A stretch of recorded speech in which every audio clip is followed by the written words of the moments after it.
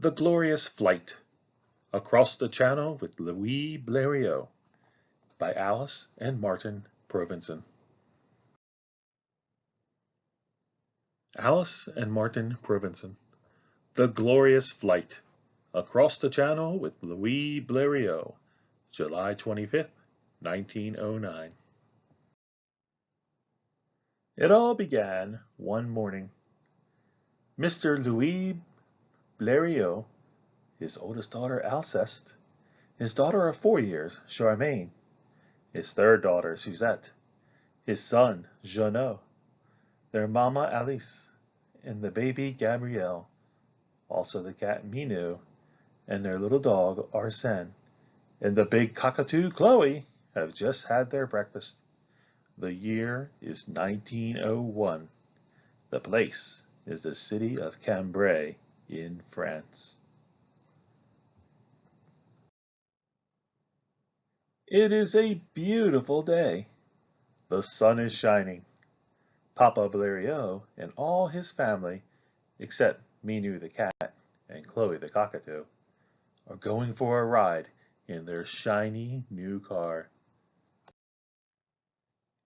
As they roll up the street, they hear, far above in the sky, a strange sound. Clackada, clackada, clackada. Hark! Says Papa Blériot. He does not look where he is going. Just ahead on a narrow street is the wagon of Alphonse Jouvet, full of pumpkins. Also his son César, and many cabbages. Crump goes the car into the cart of Alphonse Jouvet. The strange sound from the air is forgotten.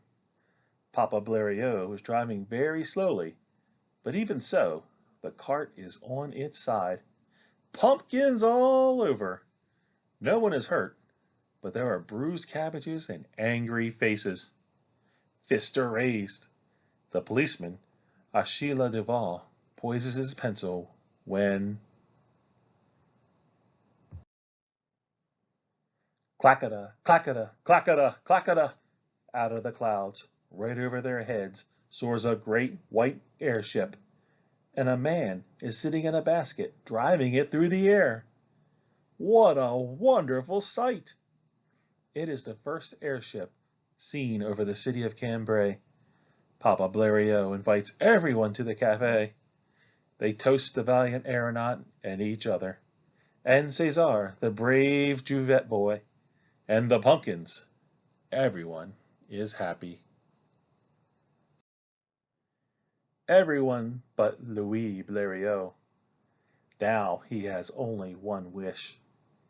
He says to his family, I too will build a flying machine, a great white bird. We will work hard.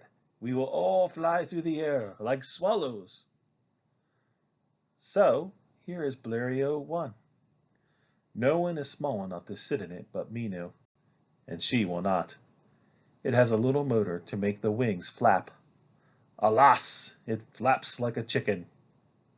Never mind. This is more like it. Here is Blériot 2, a glider, big enough to hold a man.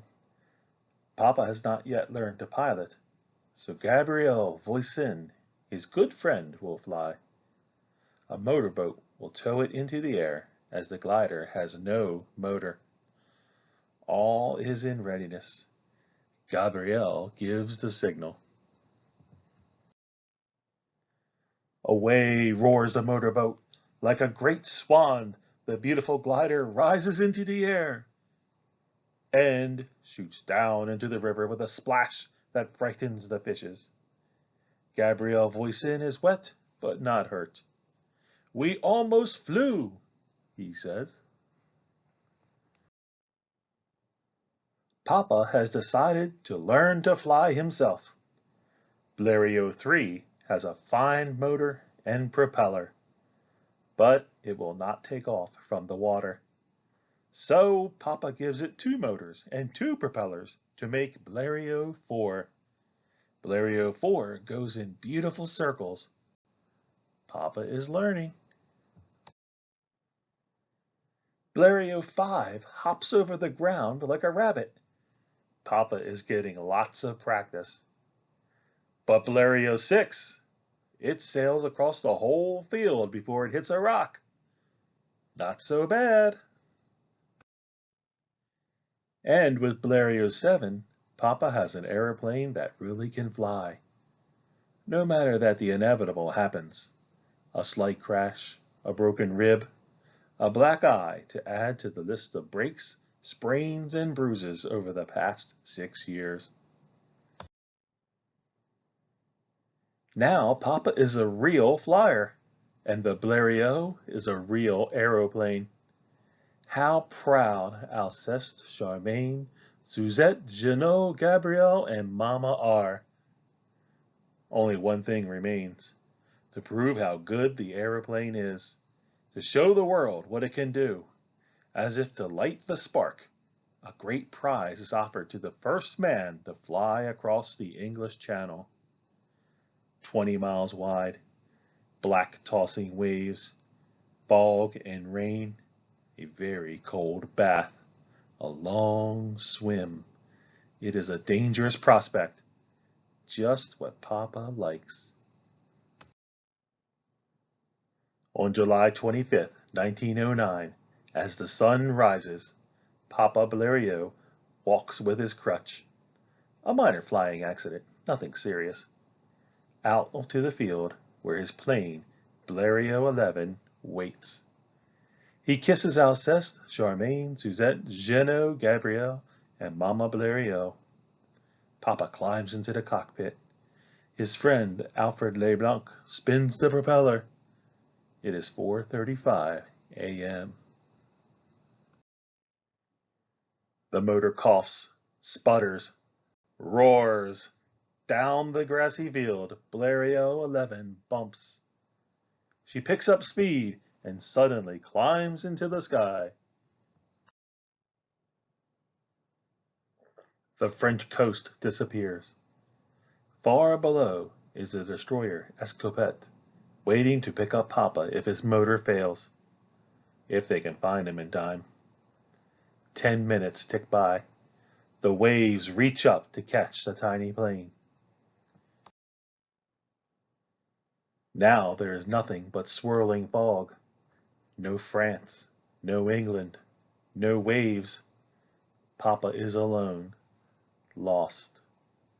He sits motionless, not touching the steering lever, and lets the plane go where it will. Suddenly, the white cliffs of Dover flash beneath him. A wonderful moment! 36 minutes after taking off from France, Papa is over England.